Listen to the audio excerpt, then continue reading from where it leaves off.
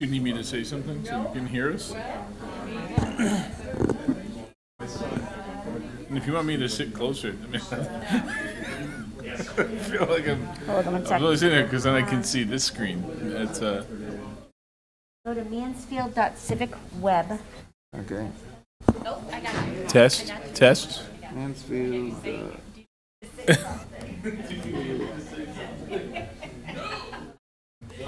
Web. .net. And Okay. then planning and zoning. And then it's split screen. Great, thanks.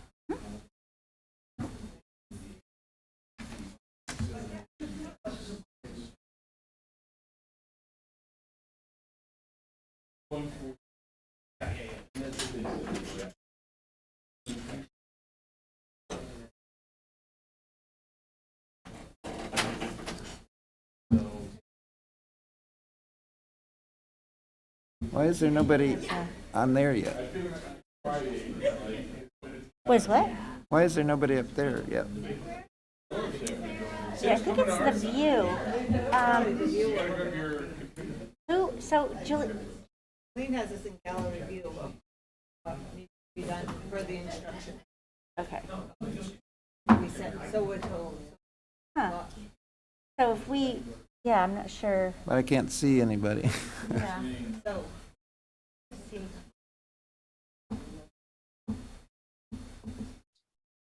Paul, are you talking about the virtual participants?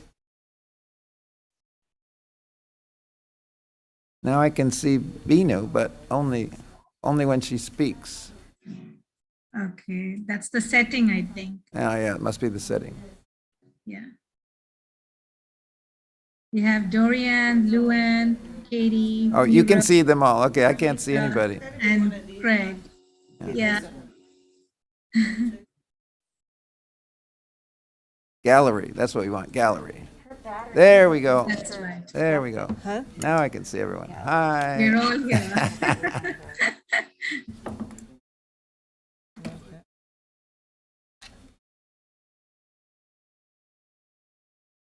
This looks like I'm at home, looking at everyone. There you go. Yeah. Okay, so we have.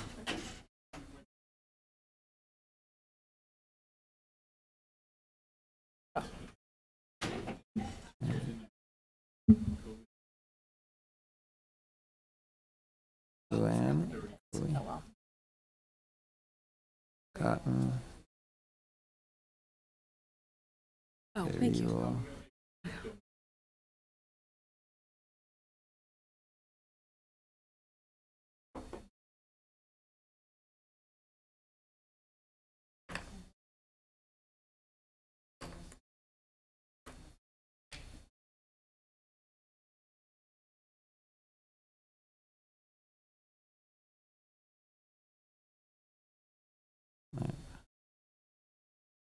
Can you hear?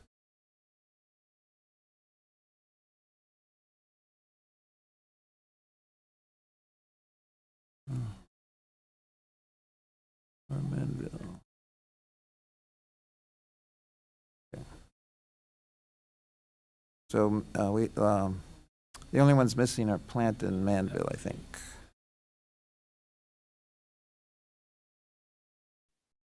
Okay. Okay. Yeah. Okay. You're actually.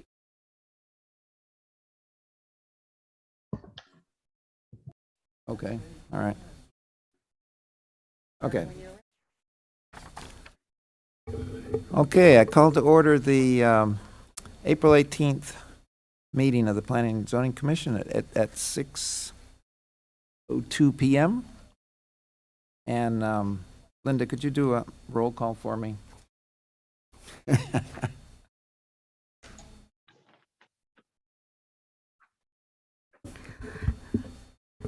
All right. Aho.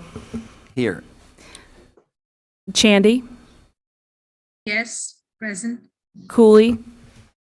Present. Cotton, Present. Accorsi, DeVivo, Frattoni, Present. Plant, Present. Ward, Present. all right, and then alternates, Manville. And alternate Wutch. I can see him. I can see him. And it looks like alternate Manville just joined. Mr. Chair, you do have a full commission this evening, Okay, so very unless good. there's a conflict, neither alternate would be seated. Okay, thank you. Okay, so we have minutes from, I'm sorry. May I ask a question? yes, please, go ahead. Just for the minute taking, I don't see a Corsi or DeVivo. Are they with you? Yes. Yes, so Oh, okay. You For- probably should, I Probably look should- like I'm all alone here, don't I? yeah, you, you probably should denote who's live and who's virtual. you are correct. So for the record, Aho, Accorsi, and DeVivo are attending in person, and all other members, including alternates, are attending virtually. Okay, now they should be in the picture.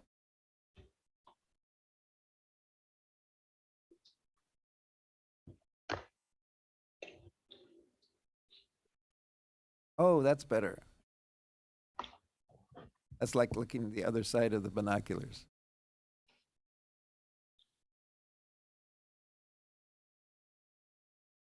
Yeah. Very good. Okay, so we have minutes from April 4th. Regular meeting minutes, I'll move that we accept them as written. moved by Ward, Plant seconds. second by Plant. All in favor? Raise your hand. Do we have to do roll calls as? Okay, if it's not Unanimous we vote, do- then we okay. have to do a roll call. Passed unanimously, okay. There is a zoning agent report in the packet.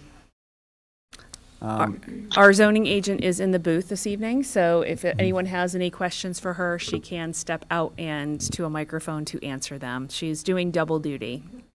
Any questions for Jolene? Okay. Okay, we have a public hearing that's going to be opened and closed, so we have to go through the whole rigmarole of opening it, right? We do, and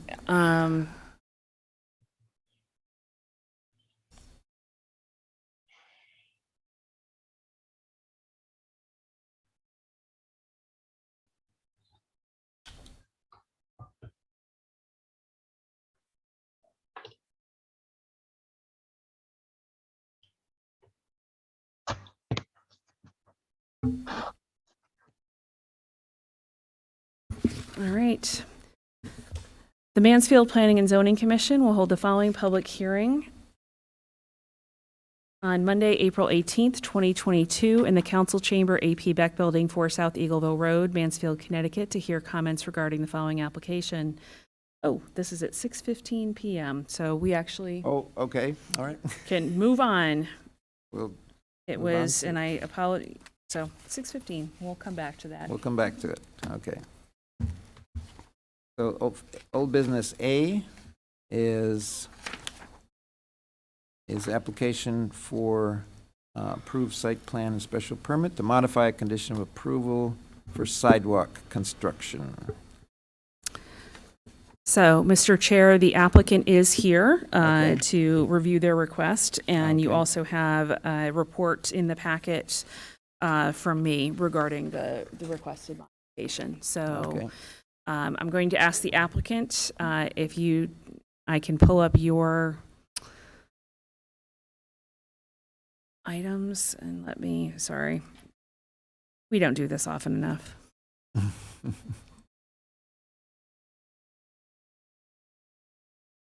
We do have a nice big screen there, though. We do. So can all of the members at home see the actual plans on the screen? We're getting nods, yes. So Good. you will need to turn the microphone on and make sure you're about a few inches away, otherwise it will not pick you up. Okay, I think I'm on here. Yeah, okay. Yeah. I'm Good. Sarah Sharp. I'm an attorney with an office at You're going to have to pull 140 it closer. 147 North Broad Street. We are here on behalf of the applicant, the Standard at Four Corners LLC. I'm sure you recognize some familiar faces. We received special permit approval for our mixed-use development back in February 2022. One of the conditions of that approval was to extend the sidewalk along the frontage to connect to the property abutting to the west.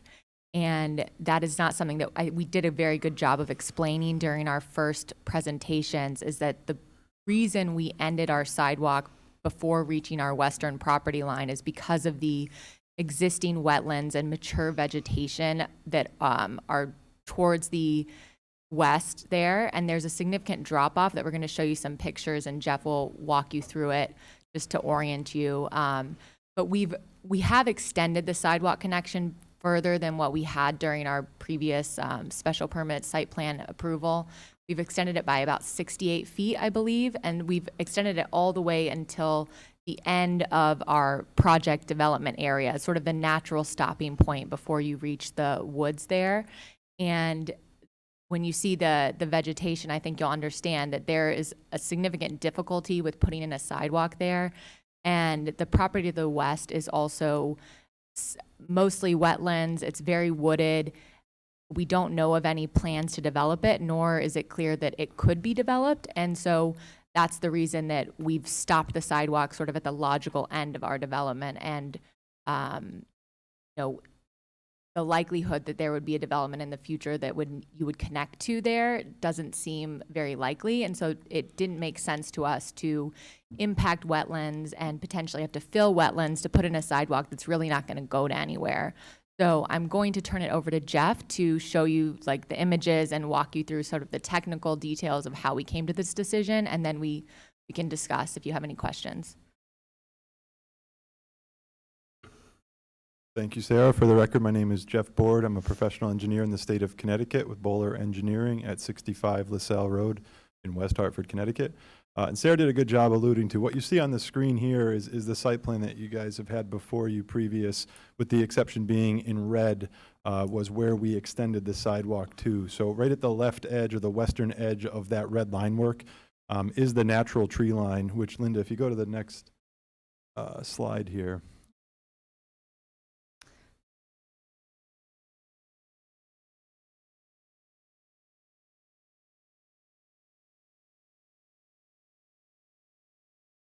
So basically, just starting from the top left and going to the right, if you see that guide rail there, where that guide rail terminates and kind of goes into the ground, that's where we terminated the sidewalk that was shown in red on the previous slide.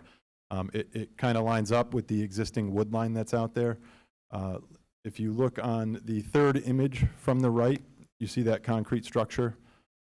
That's the existing box culvert that is about 10 feet off of the existing road along Stores Road there. And what you look at, there's a 3-foot grade change from the right-hand side of that image down to the left in the top of that box culvert, and then it drops another 3 feet. So you're talking a 6-foot drop within 10 feet from the edge of road down to the bottom. Then Linda, if you scroll down a little bit, it's not showing up here. There's a really good image that kind of shows what we're dealing with. So that bottom image in the middle, is standing kind of on the edge of the wetlands looking towards the box culvert back towards Stores Road, and you can really see that grade change. So what we were struggling with from a design standpoint is the fact that, one, it creates a safety issue in our mind. If we're going to extend that sidewalk, it's an additional 65 feet to get to the projection of our property line. And what we'd essentially be doing, given the edge of our development is where we stopped this wetland, or where we stopped the sidewalk, you'd have woods, existing wood line 10 feet off of the edge of curb, and then there's a potential clearing and filling within the upland review area in that vicinity, and then you would end the sidewalk at the property line with woods in front of you, and then you'd be pinned by the guide rail and the curb line. So it truly would be a sidewalk to nowhere in essence. And with pedestrian safety in mind, the likelihood of us needing a railing is very high, especially in the vicinity of that box culvert itself. For fall protection. And then what you're doing is, almost creating an alley in a way where you have a chain link fence and fall protection on one side, the guide rail on the other, so God forbid a car would come over, a pedestrian would have nowhere to go, and in fact, they would just have to turn around and go back to the development. So for those reasons, that's why we terminated it where we did. It does protect the existing vegetation, and that's kind of how we came to that conclusion. Where's the property line in comparison to the box culvert? So it's about 40 feet beyond the box culvert. Beyond it, further to the Beyond, west? correct. And there's one more image on Okay. the next slide here, which I think helps to show it pretty well. So basically what you see on the top there, we had just done a cross-section that showed the curb line on the top left there, and then going down to the existing box culvert. So that dimension's about 10 feet. We showed the sidewalk on the top right, that gray box you see on the top, is if we projected our sidewalk the 9 feet it was set back off the curb line, that's where it would fall. So there'd be a significant amount of rework within the wetland area itself. If we were to slide the sidewalk and put a 2 or 3 foot snow shelf and then basically jog the sidewalk so it's closer to the road, you would still have a situation where your sidewalk's relatively level to the edge of the road, and then you'd have 2-to-1 or 1-to-1 slopes or some sort of retaining wall that would go down with that fall protection I mentioned. And then if you scroll down a little further, Linda, there's there's so many. Sorry, bear with us. This is only our second no, hybrid take your meeting. We're time. still trying to figure out how many devices we're. So right where that cross-section, that dark line that says AA, when you go to the west or to the left of that, it's about 68.3 feet from the edge of our sidewalk over to that property line projection. So all of this work we're talking about is within the state right-of-way, so subject to DOT approval. So none of this is physically on our property. And you could see that dark black line, the dashed line coming to the head wall there is the actual limits of wetlands, which has standing water and flowing water, picking up water coming across the street from Storrs Road. Now, I could imagine at some future point, if that property is ever developed, that the person developing the property to the west will not want to do this work near that box culvert. Would one solution be to not do it now, but to do it if it was needed in the future? Yes, I think that is something that we've talked about. Obviously, that's what we're doing to the east. The difference, I think, is that on the eastern connection, there is a development on the other side and also a high likelihood of redevelopment. I think there's already been some talk about redeveloping that. So we have an understanding that that is actually going to happen in the future. For the western connection, the condition of that property itself just makes it very unlikely that it would be redeveloped. But the only place for a sidewalk connection there is really within the state right-of-way. So we would be happy to have as a condition of approval that we will cooperate with the adjacent landowner if and when they redevelop that property to install a sidewalk within the state right-of-way. We have no objection to that whatsoever. I think that our concern is that it's not very likely to ever happen in the first place. Right. You want to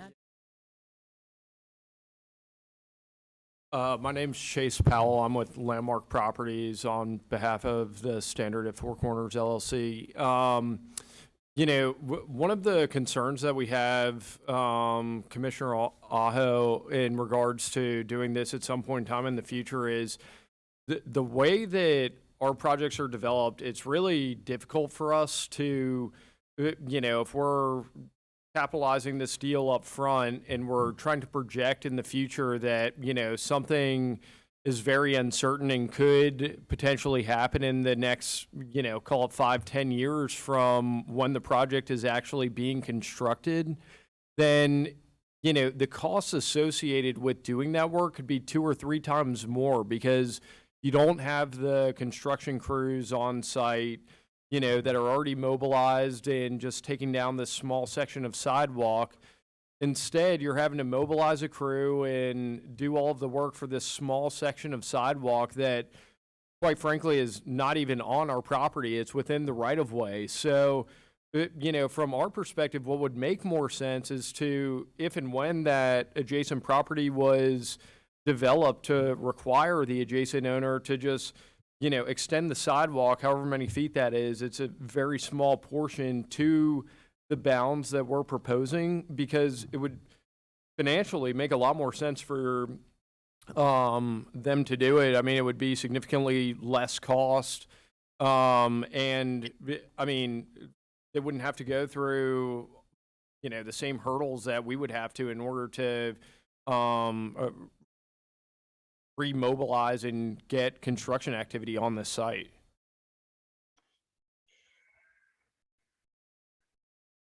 Comments or questions from the other commissioners? Yes, Vera. I'm not sure I'm unmuted. Yeah, we can hear Am you. I?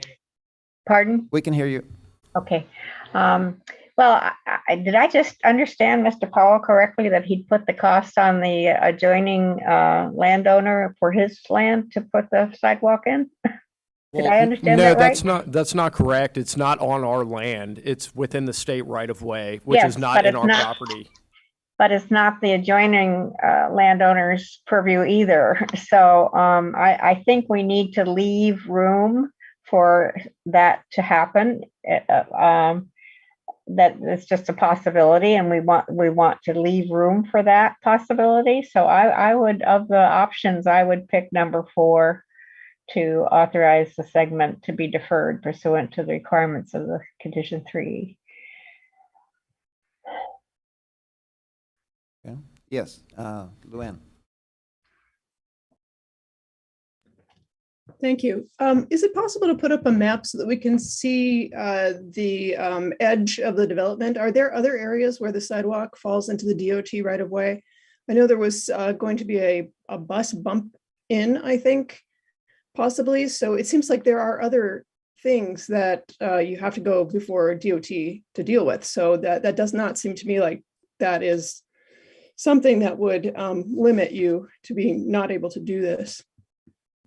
Yeah, and to answer that, I can say that the majority of the work we're doing, the curb cuts, and then the sidewalk that runs along the frontage being 9 feet off of the existing curb line, all of that work is with the DOT, and we are actively permitting through the state and through the local district office for the work that's in the right of way, including the additional red sidewalk that's there now. So, and just to clarify, I would say that is standard for our sidewalks. They go within the right-of-way along the property frontage. So, and the one thing I also want to clarify is that unless our attorney were to advise me differently, it has always been my understanding that we have no ability to require a property owner to extend a sidewalk beyond the extent of their frontage. So, the one example that this commission has had where a sidewalk was built further than what the property development frontage was one where a developer volunteered to build the sidewalk to address neighborhood concerns regarding pedestrian safety. But that is not something that we have the ability. So to Mr. Powell's example of requiring the abutting property owner to do that, we have no ability to do that. The abutting property owner's obligation and what we can require is to the common property line. It's not something where we can ask them to go beyond that. So that I just wanted to clarify those points. Since it is unlikely that any development will take place there, I think the 4th option would be relatively low risk for the for you. I'm not aware what the 4th option is. Okay, so it's revise the condition to authorize this segment of sidewalk to be deferred pursuant to the requirements of condition 3E, which would need to be revised to specifically reference this section of sidewalk. I'm not sure I understand it. 3E deals with, essentially, it was the financial guarantee. So that was, you allowed the eastern sidewalk, the eastern extension to their eastern property line to be deferred, provided they did a financial guarantee. And that is, again, to my knowledge, the only way to do this. That, if you do not want to build it as part of your project, the only way, either the commission eliminates the requirement or it's essentially a financial guarantee that it gets done at some point in time. I think the question that Ms. Sharp had was, what length of time is that financial guarantee in place for? And, how long is it? The other thing that I would just point out for the commission is that when looking at sidewalks, just given the last, I would say 6 to 9 months, of what we have seen is that it's not always a matter of, is the property next door to a project going to develop? It is there a potential that we will need a pedestrian connection that is off-street for pedestrian safety? That has nothing to do with development potential. And the example that I will give is actually on Stores Road from the intersection with Route 44 down to Tower Loop Road. So many of those properties are not designed for intensive use. They're not designated for intensive use. That stretch of roadway is heavily trafficked by pedestrians, and there is no off-road walkway. We are currently asking Congressman Courtney to, find a significant amount of community project funding in the federal budget to help us pay for that sidewalk. The total estimated cost right now is over $3 million to build that extension. So I did just, again, I think it's not just, is the property next door going to develop? It is, is there the potential that a pedestrian connection would be wanted to go further west in this case? Some people may think of it as north, but further west on 195 in the future to address. So for example, and I have no idea, do folks at Renwood or some of the other apartment complexes that are located west of here walk down, do we have walking and biking down 195 where having an off-road path would be beneficial to that? And so that it's not a town responsibility to come up with all of the funding for that. And that's why you do get sidewalks to nowhere. It's until the rest of them are built. Where is Timber Drive in relation to the, is it on there? It's quite a bit further to the east. So it's to the east. I don't know if I zoom out. Do you know, Jeff? It's not on this plan sheet. Yeah, so it's over in this, it's over toward the east, toward the other driveway. It's a little bit offset from the eastern driveway. Where's Cedar Swamp? Farther west. The other way, Yeah. west, The other right? way. Yeah, to the west. Yeah. But not that far. I mean, you could even see people wanting to walk and catch the bus.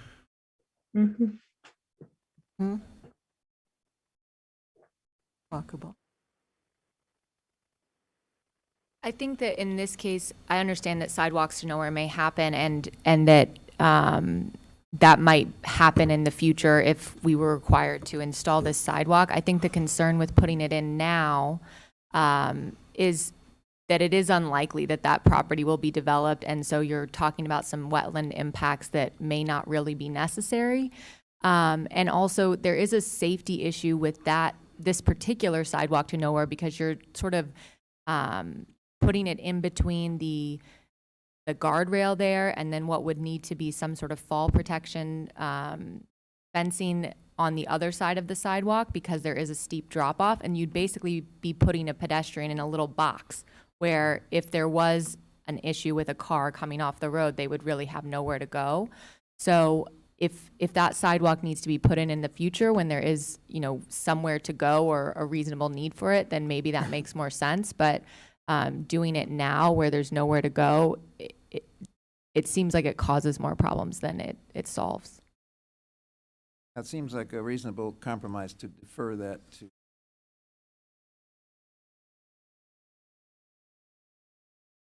Any other comments from the members? Can we put a time limit on a guarantee? I think it's a question for the town attorney. I know that Ms. Sharp asked me before the meeting if this was something that, could we do a fee in lieu, for example? Just could the developer say, we'll give you money now and you can build the sidewalk in the future? And that was something, I did have a brief conversation with Mr. Deneen, and he basically said with questions like that, he is not prepared to answer that this evening. He would need to look into that in greater depth and detail. In terms of the we can condition it, we can put a financial guarantee on. How long that can go, that I don't know. And that would be something for Mr. Deneen to weigh in on if that's something the commission's interested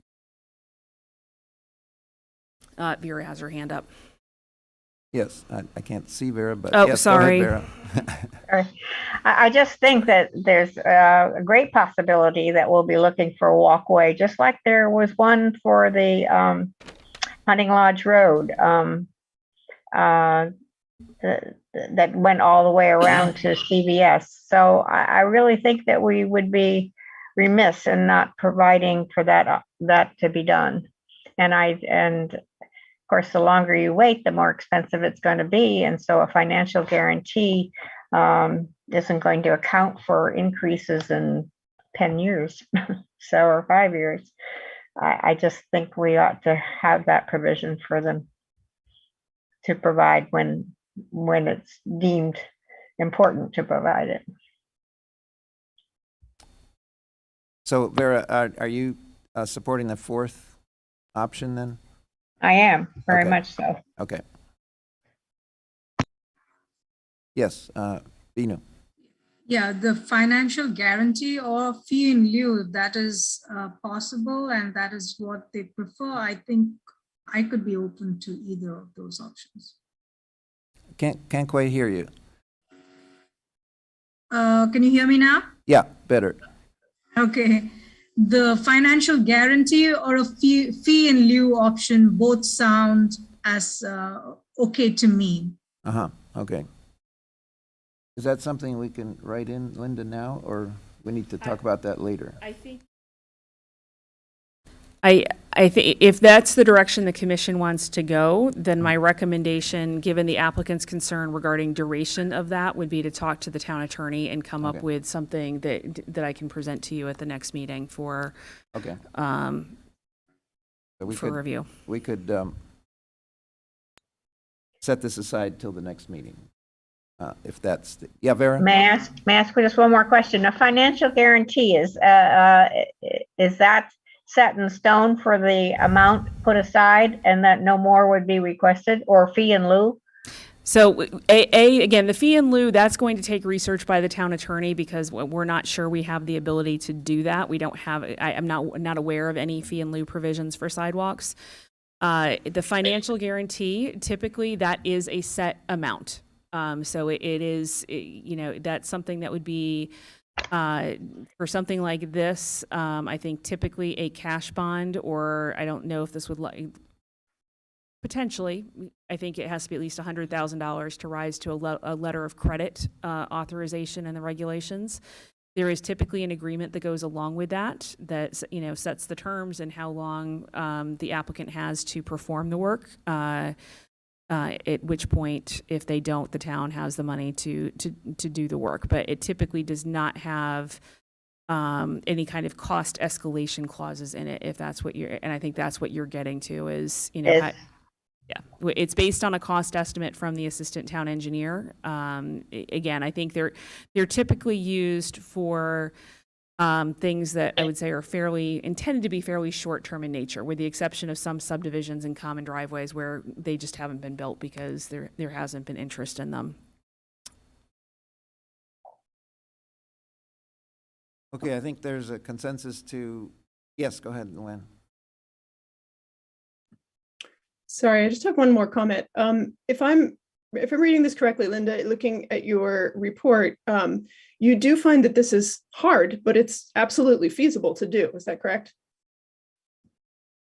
So Jennifer, Derek, and I all went out to the site, and again, I think it's definitely, you know, there may be some, I think from Derek's perspective, if you put the sidewalk between the head wall of the box culvert and the curb and the guardrail, there is space there to do that. There would need to be some grading, and as Mr. Board mentioned, you would be looking at a retaining wall, and as well as, you know, probably some you know, a fence or some other safety mechanism given the drop.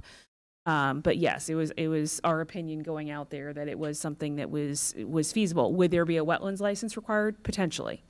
There definitely would be. There'd be a temporary impact for sure, but it would be something similar to the sidewalk on 44 heading from from Birch Road all the way up to CDS. There is quite a large wetland crossing there.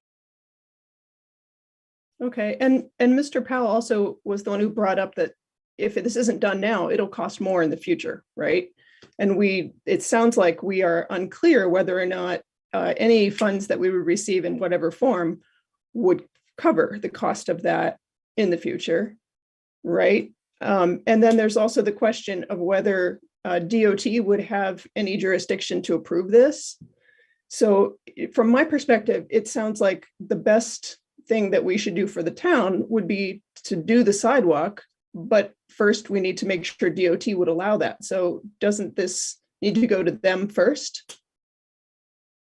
Well, DOT approval would definitely be required for any, it's work within their right of way. So yes, their approval is 100% required. I mean, you know, and to that point, if quite frankly, if DOT came back and said, we won't issue a permit for this, then That solves the issue. then it becomes do you want to do a larger wetland crossing on the applicant's property? Because that's the deeper you go, that's where you really hit the wetland piece. And so then it becomes a decision, you know, if DOT said, no, we won't issue a permit in the right of way, then it becomes the Planning and Zoning Commission and the Inland Wetlands Agency's decision as to, okay, is this something that we want, you know, we're willing to take a more permanent wetlands impact to accomplish? Mhm. If I can just Yeah, address, yeah, go so two things. I think first with Mr. Powell's example about it costing more in the future, in part that would be because we'd be mobilizing a new construction crew as opposed to right now there would, you know, with the project construction, there would be someone there already. And so there's an added cost. That cost of mobilizing a new crew would be part of the cost estimate that is provided for in the financial guarantee. And I think that in part with how high construction costs are right now, you know, maybe there is a better chance that we're covering the cost of what it would be, you know, 5 years down the road. The other consideration that I really do want to emphasize is that if we put the sidewalk in now when there's really not a need for it, there is a pedestrian safety hazard issue there because of its proximity to the road and the need for the fall protection. It creates this sort of box that you're stuck in. So I think it really makes the most sense to do it in the future when there's really a place to connect to. And, you know, our estimate for the fee in lieu or the financial guarantee will, you know, take into consideration the fact that you're mobilizing a new crew as opposed to the fact that there's somebody on site right now. Your comments? Is this something that the commission would like to table for now and have talk to our lawyer? Yes, Vera. I think we do have to table it because I don't think we've got all the answers that we want to, in order to enforce what we want. Okay. All right. Yes, Binu.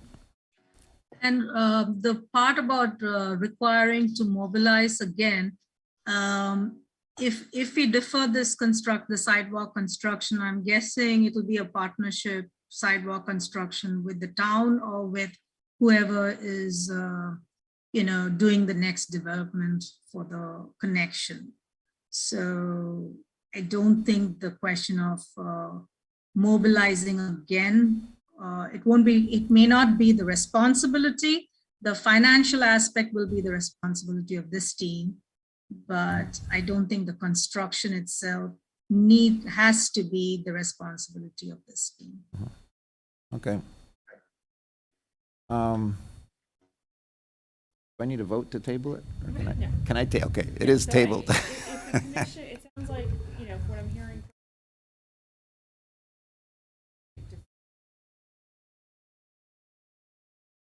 Thank you. It sounds, at least from what I'm hearing, with the exception of Commissioner Cooley, that there seems to be interest in that financial guarantee option, in which case what we can do is work with the town attorney before the next meeting to come up with a condition and some suggested terms to see what exactly we can do that may satisfy the commission's, you know, desire to make sure that this is something that can be done in the future. And does that make sense to everyone? That makes sense. Yes, Binu. But I think what Luann has suggested has a lot of value for the applicant, right? If they want to go the DOT route and if DOT says we are not issuing the permit, maybe, you know, we all think in a totally different way. So maybe we give them all the options and they come back to us at some point. And I don't have the full approval in front of me right now, but I think, you know, this was part of a condition of something to be submitted at a later date, which I think was before certificate of compliance for the project, not zoning permit. So that, there is time for you could essentially kind of go in two directions. One is deferral, and then the other is the applicant may, as part of their landscape and streetscape design, seek approval from DOT and find out that, maybe DOT says, no, we don't want to see a sidewalk here due to the location and the fact that you're sandwiched between a box culvert and a guardrail. Vera? And at least if we know what DOT thinks, we know whether we will want to require something else. So I think DOT is the first step. First step tonight is to table it. That give the We'll applicant look enough. at that can of worms later. Thank you. Thank you. Okay, now we can go back to our public hearing. So it's safely passed.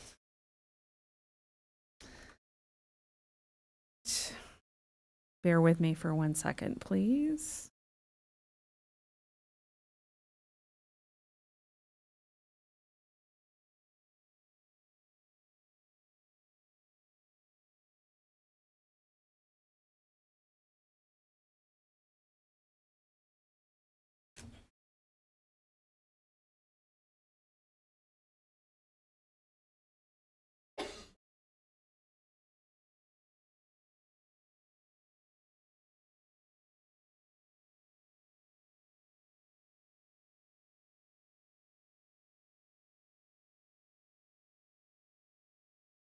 All right. So the public hearing you have this evening was scheduled for 6:15 p.m. The following notice was published in the Hartford Courant on April 6th and April 12th, 2022. The Mansfield Planning and Zoning Commission will hold the following public hearing on Monday, April 18th, 2022, in the Council Chamber AP Beck Building, 4 South Eagleville Road, Mansfield, Connecticut, to hear comments regarding the following application. At 6:15 p.m., special permit application of Alex J. Celestri to expand a non-conforming use at 365 Storrs Road. It looks like we have a typo there. PZC file 778-2. No information from the public shall be received after the close of the public hearing. Additional information regarding this application is available in the planning office. Paul Aho, Chair, Vera Ward, Secretary. So as noted on the agenda this evening, and I don't believe we have anyone that is actually in the Zoom meeting here for this item, the applicant has some additional noticing that he needs to do. He had some family issues and was unable to do that in the time frame that was required before the public hearing. So we are recommending that this hearing just be immediately continued to your next meeting. Given you do have an option here, I will say, based on what the amount of members attending in person versus attending virtually, we are at this point. Let me share the screen. You can make that motion. We do have a motion to do this via virtual meeting. I will note that right now the ability to hold virtual meetings expires on April 30th. We believe that was sent to the Connecticut Senate today to eliminate that deadline and codify the ability to have virtual meetings perpetually. So we, again, given attendance tonight, unless the commission feels differently, given the amount of work associated with hosting an in-person meeting, we would recommend that this be held virtually, assuming that legislation passes. If it does not, we will have to re-advertise this and go back to the in-person. But we feel there's a pretty good chance that that virtual meeting authorization will continue. So our next meeting would be virtual. So the next meeting would be, yeah. Any thoughts from the members? Yes, Vera? Don't we have to open the meeting first? Oh, you do. You do. Thank you. Okay. So the meeting is opened at 6:42. Hearing. Public hearing is Oh, opened. public hearing, right. Public hearing is opened at 6:42 p.m. With members present: Aho, Accorsi, Chandy, Cooley, Cotton, DeVivo, Bertoni, Plant, Ward, and alternates Manville and Wooch. And open. Aho, Accorsi, and DeVivo attending in person, everyone else attending virtually, and neither alternate being seated. Thank you, Ms. Ward, for correcting me. We did not open the hearing, so I'll just restate for the record that the applicant is not ready to proceed this evening. So staff is recommending that this immediately be continued to your next meeting. That was posted on the agenda as well to advise any members of the public that might be interested. So the only question is whether you decide to do it as an in-person meeting or a virtual meeting, and we do need to include that in the motion. So right now it says virtual. You can change that to council chambers if you'd like, but we do have to do date, time, and place certain. I, John DeVivo, move to continue the public hearing on the special permit application of Alex J. Celestri for expansion of a non-conforming use at 365 Stores Road to May 2nd, 2022 at 6:05 p.m. via virtual or in-person meeting? No, it has to be one or the other. Virtual meeting. Moved by DeVivo. Second, Chandy seconds. Okay, second by Chandy. All in favor? Okay, that's unanimous. Okay. Public hearing is closed at 6:43 p.m. Okay, so old business B is an application for a modification of approved site plan and special permit to authorize Earth Dynamics to include sales of earth materials as an accessory use at 164 Stafford Road. Mr. Chair, the applicants are present. They've been very patient, sitting in the back of the room while we discuss sidewalk construction. Mr. Gailey of Earth Dynamics, you may recall that back in 2021, you approved a special permit for the use of 164 Stores Road, or the former driving range, or a portion of it, to do essentially storage and some minimal processing of earth materials associated with Earth Dynamics. Mr. Gailey is requesting that he be authorized to do retail sales at that location. The regulations do allow for Saturday sales, so that's what he is requesting, is to be able to do Saturday sales. There is a site plan that has been provided in your packet, as well as a staff memo. The conditions noted in the staff memo did have a couple of items. One, he has to obtain all other required permits, which in this case will include zoning, building, and inland wetlands. For what he's proposing to do. Two, the stockpiles have to be located at least, I think it was 50 feet from the property line. Jen's got my memo up, so she's checking for me. And so those, I think those were the main conditions. Were there another one?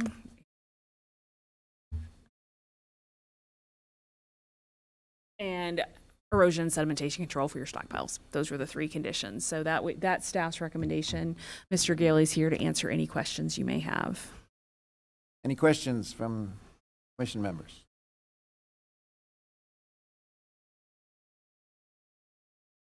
Looks like a pretty Vera. straightforward request I think on my Vera- part. Vera, go ahead. Sorry. I was just looking at your quoted motion or whatever, or restrictions that we had originally set.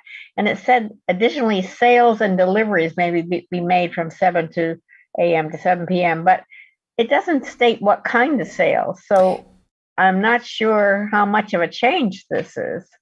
So what was quoted in my staff report was actually the section of the regulations that is literally what the regulations say, is that the commission can authorize that. Because that was not in Mr. Gailey's original request, he's coming forward and asking for it now. I see. So it's on-site sales, which we did not allow for in the original. Correct. Okay. I think if he had asked for it, we would have given it to him. It would have saved time. Any other comments? Laurel, do you have a question? Your hand appears to be raised. It was on Carlita before. The hand is wandering around the screen. Oh. It's Linda's hand. Apparently, the mouse pointer turned into a hand whenever it's over someone's face. I apologize. Okay. If there aren't any comments, do we have a motion? Yes, Can we we put up a do. motion? No, we do. Sorry. You're like a one-armed paper hanger. There we go. And I'm Okay, gonna. someone I need like to to. put Sh- that yeah, I need forward. to I share can't the see screen. anybody. I need to share the screen. Okay. Hang on.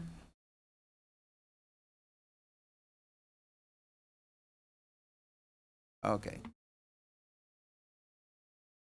I can see some people. Oh, go ahead. Two, and haven't done this many all year, my whole time here. I, John DeVivo, move to approve the application of Earth Dynamics LLC / James Gailey to modify the site plan and special permit for the use of 164 Stafford Road, EZC file 1083-3, to authorize retail sales on Saturdays from 7 a.m. to 4 p.m. as described in the application materials, subject to the following conditions. 1. Proposed soil stockpiles shall be no greater than 20 feet in height and shall be located at least 50 feet from the property line. 2. The applicant shall identify measures to stabilize and prevent erosion of the stockpiles prior to installation. Such measures shall be approved by the inland wetlands agent and assistant town engineer. 3, all applicable permits, zoning, building, inland wetlands shall be obtained for proposed improvements and certificates of completion / occupancy issued prior to the commencement of the retail use. Moved by DeVivo. Second by Ward. All in favor? Wait a minute, I'll second it, but I just want to just say certificates of compliance is what the word is. Okay. He said completion, I believe. Okay. That correction is okay with you? Yeah. Okay. Okay. Moved and seconded. Is there, and any, all in favor? Raise your hand. I think I see everyone. Okay. Unanimous?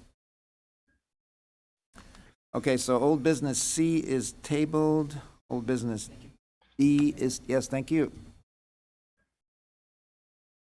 Old business D is tabled.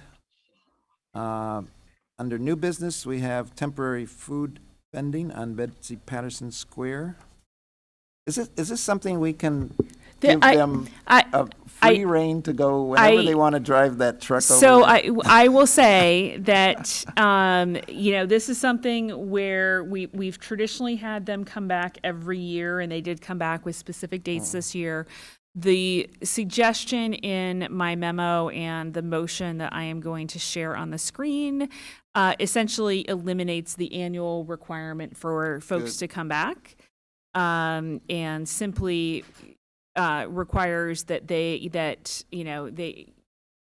can be, you can have food vending trucks, including but not limited to the Yukon Dairy Bar trucks, so they can do other food trucks at special events that are held in the square. So as long as it's associated with a special event held in Betsy Patterson Square, and they meet any conditions placed upon them by the traffic authority or the downtown partnership, then they are good.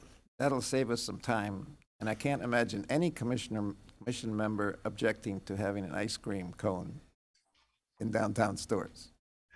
I'm sticking my head out here. Luann? I'd be happy to put the motion forward. Okay, thank you.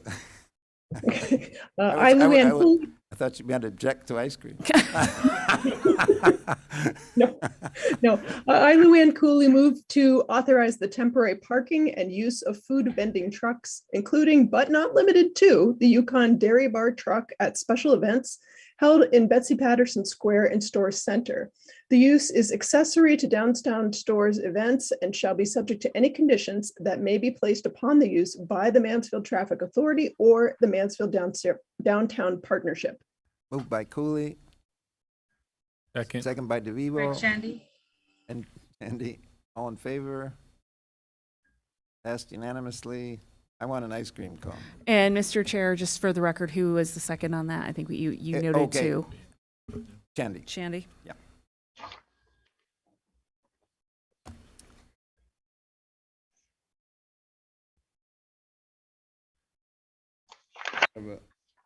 The tasting room.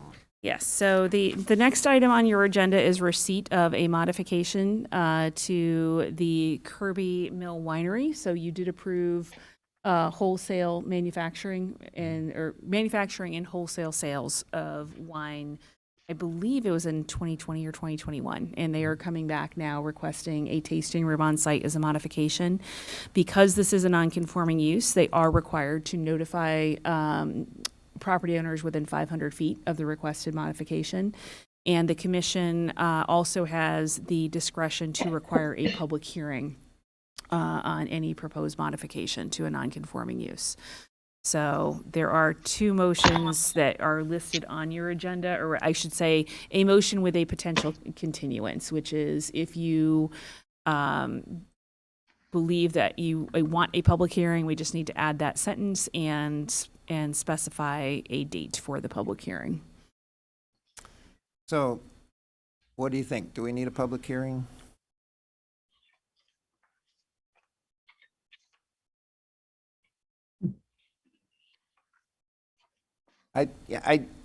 I don't think we need a public hearing, but maybe in the interests of the landowners nearby, it might be I feel better like, given to- what that neighborhood is, might be that better it's to, very residential and very quiet. They might have opinions on yeah, better whether to, there's wine tasting happening. yeah. I guess I'm kind of on the fence. Any opinions out there? Yep. In virtual land? Yes, Luann. And then I always Vera. have an opinion. You should know that by now.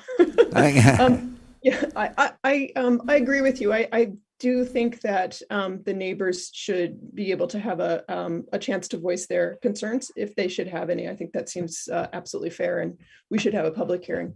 Okay, But can I have one clarification, Linda? This is just for tasting. This does not, they're not asking for direct sales, correct?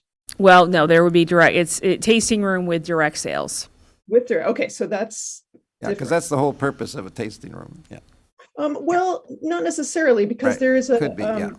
Yeah, there's a distillery in Ashford that has tastings but does not do direct sales. Oh, Are you okay. talking about Westford Hills? Mhm. They actually do sales because my very kind staff celebrated my birthday there, surprised me with a trip, and they do have direct sales where you can purchase while you're there. Vera? Very good. I would just agree. I think a public hearing is in order. Okay, all right. And when should we schedule it? So for the next meeting? Or whenever we're going to have another public hearing? We're having one. You're we having can one put on it May together. 2nd. Yeah, so we can put it on May 2nd, yeah.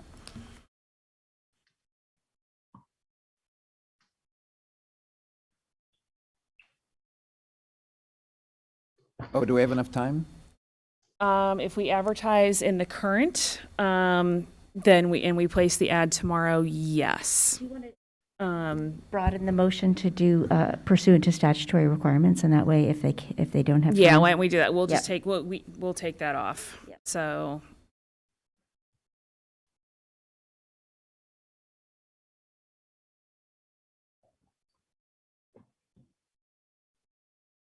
Yeah, that's, okay, so let me now share that that with covers everything everyone. much better.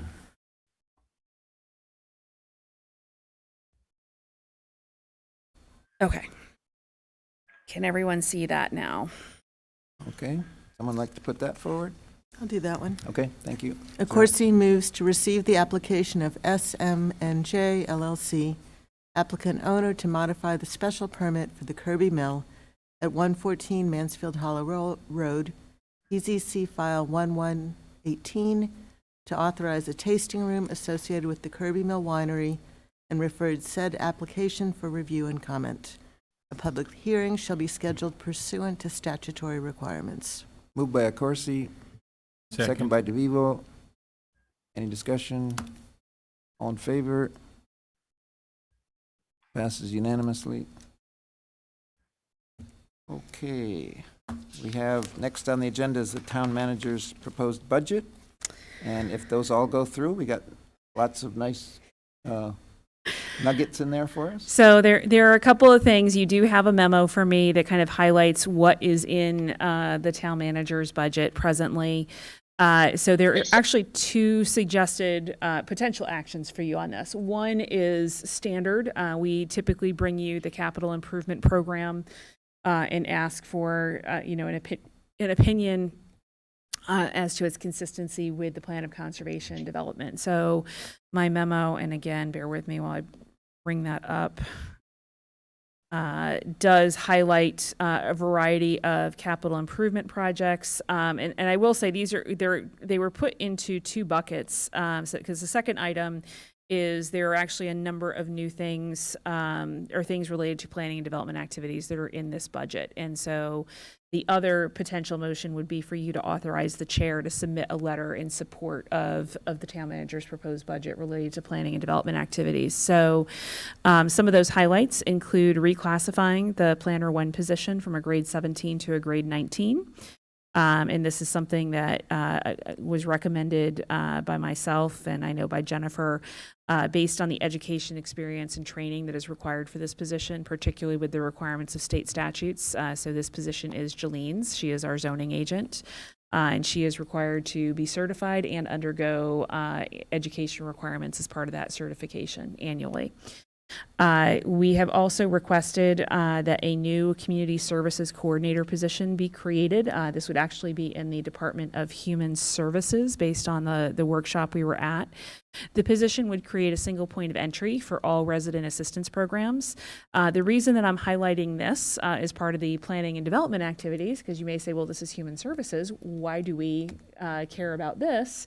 And the answer is that it would, under the proposed job description, would transfer coordination and management of the Community Development Block Grant Program from the Department of Planning and Development to this position in Human Services. And so for those of you who don't know, when Jolene is not issuing zoning permits and doing zoning enforcement, she is coordinating housing rehabilitation projects and also assisting people right now with food and child care needs. So for us, we see this as very much a positive for the department in that it transfers those activities, which are resident assistance, to one person who then knows every single program the town offers, which I think would be a huge benefit to our residents. Whereas right now, they're cycled between multiple people that are handling different programs.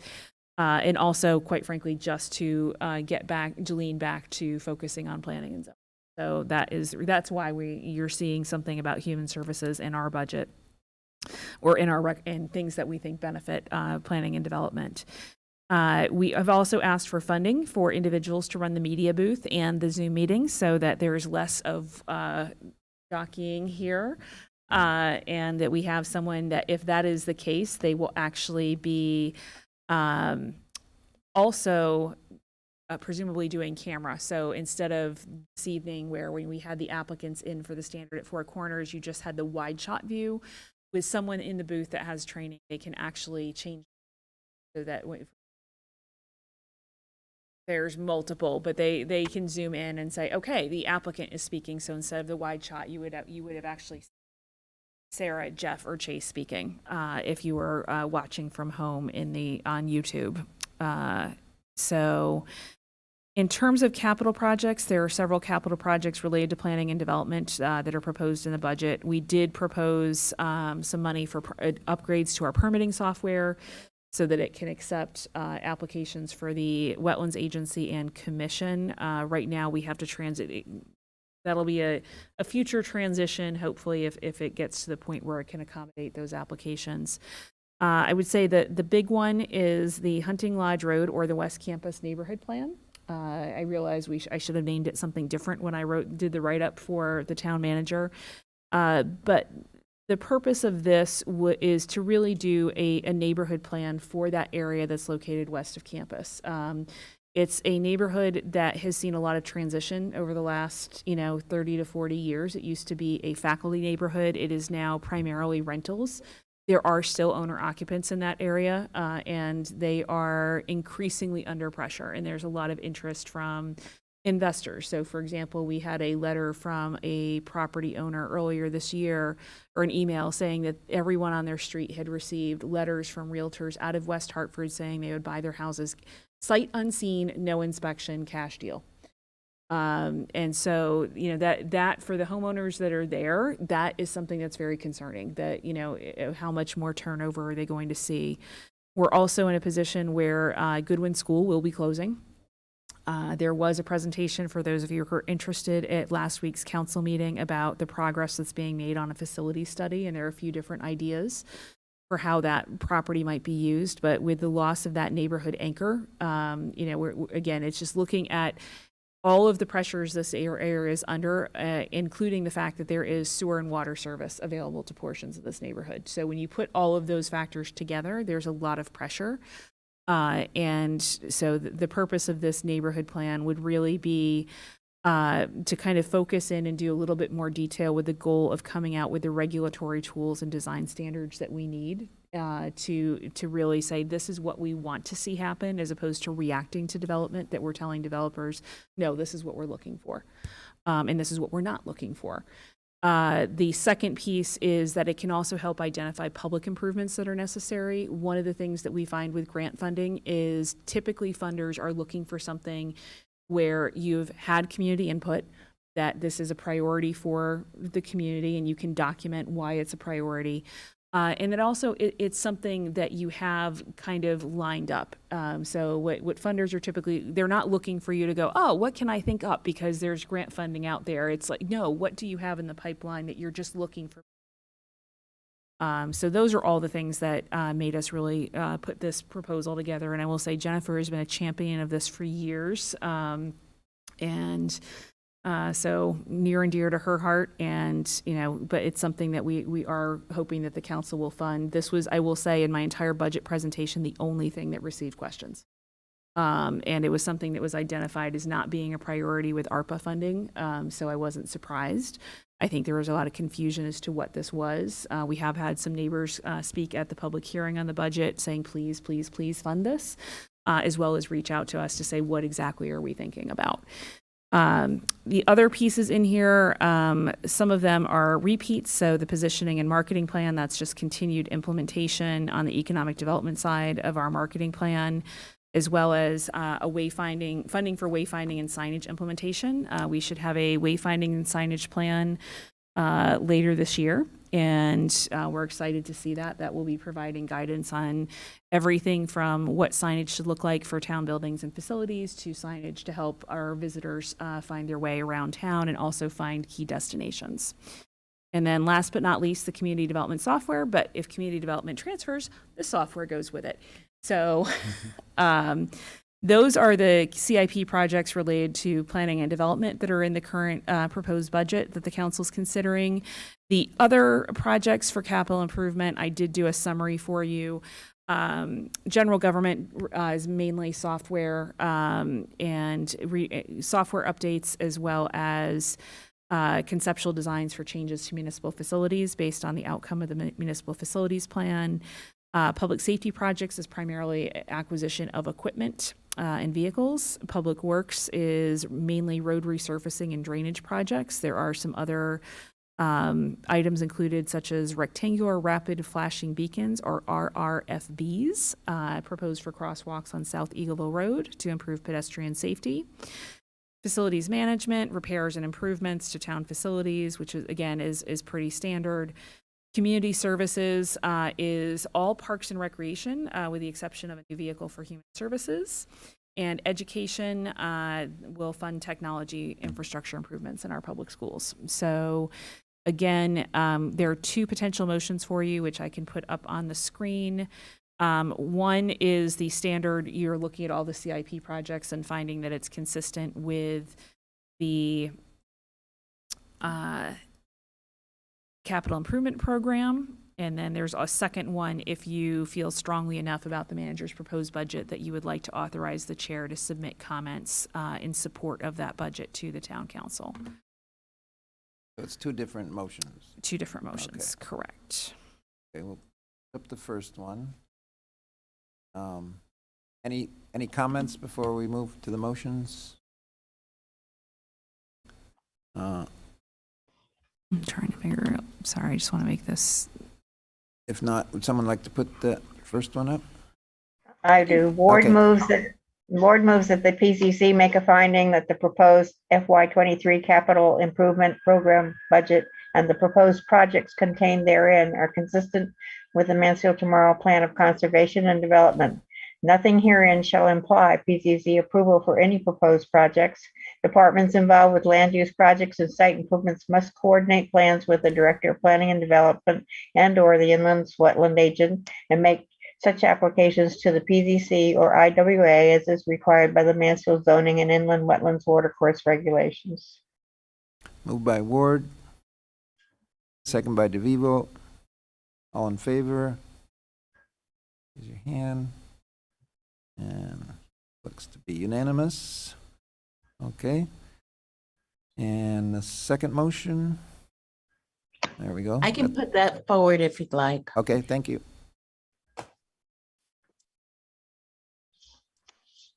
I cotton move to authorize the chair to submit comments in support of the town manager's proposed budget, particularly as it relates to planning and development activities as described in the memo dated April the 14th, 2022, from the Director of Planning and Development.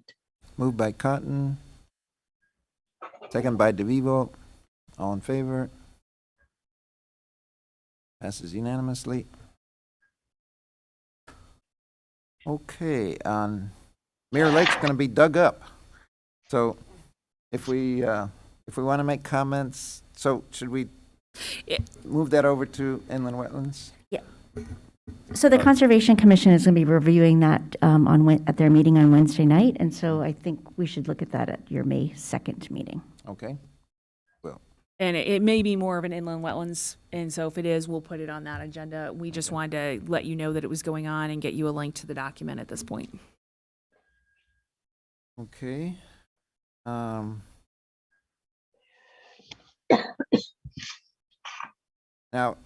for the chairman's report, I've never done a chairman's report. For the chairman's report, I just want to say I'm so sorry that Linda will be leaving.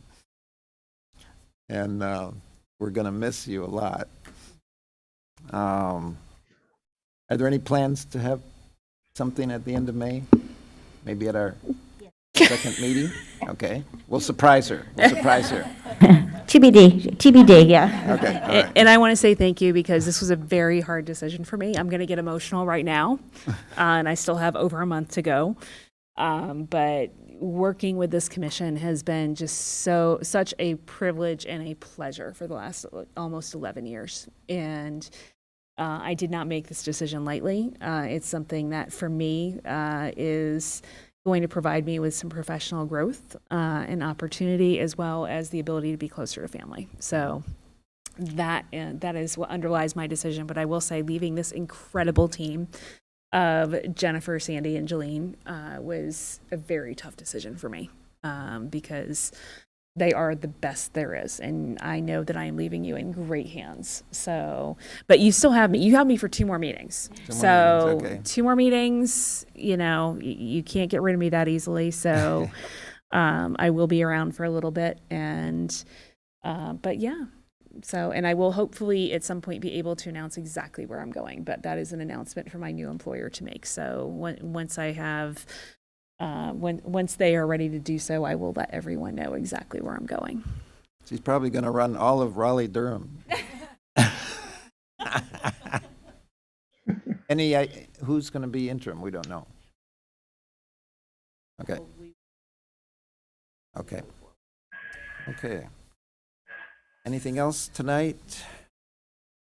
So we did send you, so regulatory review did meet. And so I would encourage anyone who's interested to check out the video of that meeting. It is up on our YouTube channel. The applicant that came in with a pre-application meeting, I think a couple of months ago in February, has been talking to the Regulatory Review Committee and did a presentation on concepts for a new transitional zoning district in the Four Corners area. And I think that the committee members that were there were intrigued by what was presented. And so I would encourage the commission to check it out and take a look. They've brought in an architect with some experience in doing regulations that I won't say are strictly form-based, but have more provisions based on the form of buildings so that they can get very specific about the mass and scale of buildings and how they relate to adjacent properties. So check that out. And then we sent this email out and we did provide a copy of the award letter, but we were very excited to learn that we were one of 12 recipients of funding through the Communities Challenge Grant for the Eagleville Green Project and South Eagleville Road corridor improvements. And I think that is going to be a phenomenal project, and I can't wait to see how it turns out. Good. Bertoni has a question. Oh, sorry. Yes, go ahead, Katie.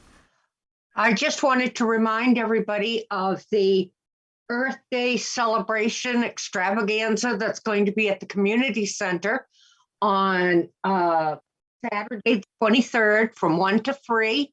We're going to answer a lot of the questions about electric cars and charging stations and solar canopies and things like that, composting. So if you get a chance, please go down to the community center between 1 and 3 and check it out, please. And I'll be there with my electric bike if anybody wants to try it out. Yes. I'll be there with my electric car. Vera has her hand up. Vera? I just with all the things that are happening with gas being so expensive and being a problem for the United States, and so electric cars are the way to go. But we have not forced anybody, and especially our new development, to really adjust to that. And I think I just wonder how people are going to charge their cars if they live in apartments. Well, I mean, they can't all charge them at once. We forced them a little bit. But Yeah, just a wee little bit. Yeah, we're moving in the right direction. We need to push that more with Right. our regulations. Absolutely. To get at least the background into it, the wiring, get that in there so that they can add it at another time. Because I do think that this will be a new trend. Laurel. Yeah, I brought that up to the Transportation Committee email list. Is that something as planning and zoning we can enforce? Okay, Yes, because definitely. that was one question I had, because there was a sustainability conversation in that meeting, and following up with, can we as planning and zoning enforce car chargers, and like to Katie's point, like even if infrastructure to have car chargers in the future. So that's good. Yes, we definitely can. We definitely can. Something we should do more of. To be clear, you can require it and then enforce it. I think the challenge the challenge that we had with the project that was just approved is that it's not a requirement. So trying to force something on them that was not a requirement was where we ran into issues. But it's definitely something that you can wrap into the regulations. And I also think that the market is going to play a huge part in this. There's so many of our major auto manufacturers are identifying goals to go all electric within the next, I want to say, 10 to 15 years. So there's going to be, I think, also market forces that if you want to rent those apartments, you're going to find a way to provide car charging stations. Otherwise, folks are going to look elsewhere. So I think that will also, the market forces will also play a role in this eventually. So we need to do that in reg review. Yes. First, and then enforce it. Yep. Okay, we're catching up, but good point. We need to move fast on that. Anything else? Just to note, you do have a few communications, including a video from Ron Cotterill that were received. And so you received some as additions to the last packet that were put in before your meeting, but after the packet was published. And then he did send a few clarifications because some of the items he had sent to us were just not openable. So. Okay. And our meeting is adjourned at 7:18, and we will meet virtually